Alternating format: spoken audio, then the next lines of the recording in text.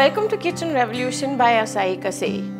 Today we're going to make a recipe that a lot of us love but probably can't eat too often, Malpua. Malpuas happen to be my husband's favorite sweet dish as well, but it's not something I can afford to let him eat too often because they are so high in ghee. What I'm going to show you today is a revolutionary recipe in which we've cut down the requirement of ghee to less than half a teaspoon.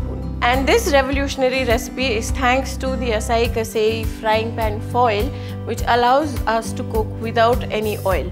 So the reason that the ghee is going into this is not so much to cook the Malpua with, but to add that essential flavor of ghee which Indians have grown up eating. The great thing about Acai Kasei frying pan foil is we don't need a Teflon coated non-stick pan. You can use any pan. So what I'm going to do is I'm going to cover this pan with a layer of this revolutionary frying pan foil from Acai Kasei.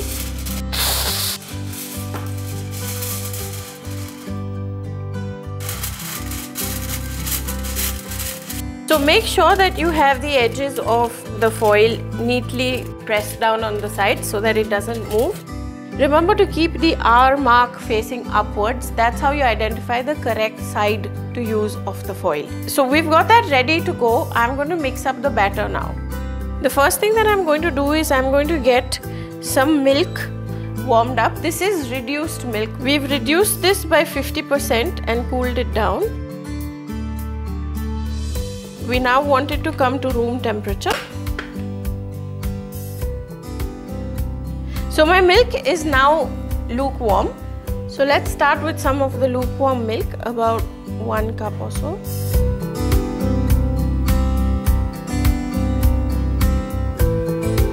So I'm now going to add Mawa to my warm milk.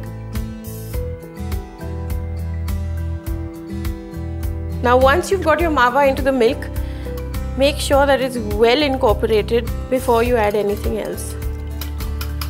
So the Mawa is nicely incorporated into the lukewarm milk now, and it's time for us to add the spices. Cardamom powder, fennel or saunf powder.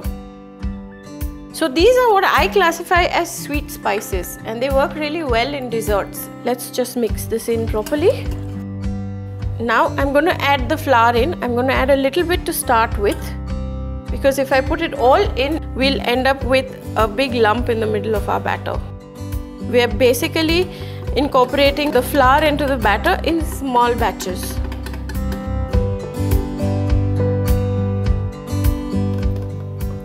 So there are traditional recipes for Malpua which incorporate egg and there are some that don't. The recipe we are making today is made without egg. So our batter is now ready and we have to put the golden gloss on it. We're going to add saffron. It basically is one of the most royal spices that India produces and also uses most effectively.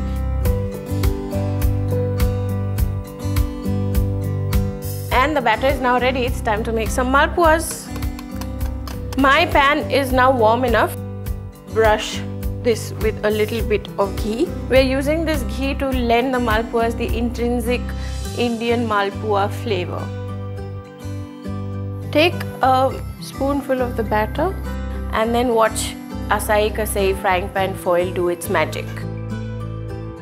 The great thing about this foil is that it also cooks food a little faster, so that beautiful golden brown color happens faster.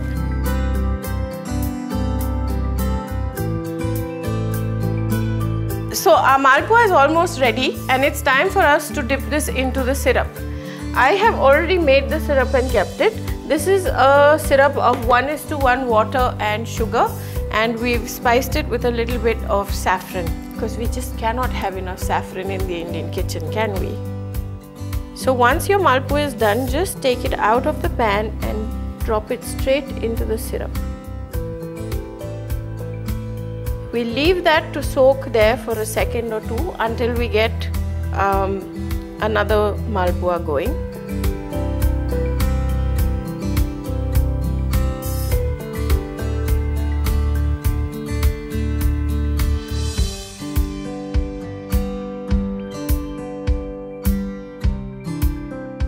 And now I'm going to show you what is possibly my favorite part of this foil. I'm done with making my malpuas. I have a pan which has got syrup and ghee and all kinds of things which would require me to actually spend time scrubbing the pan. But all I need to do is remove the foil and discard it. And the pan is as clean as it was when I started cooking with it. And now all that's left to do is garnish this with a little bit of chopped almond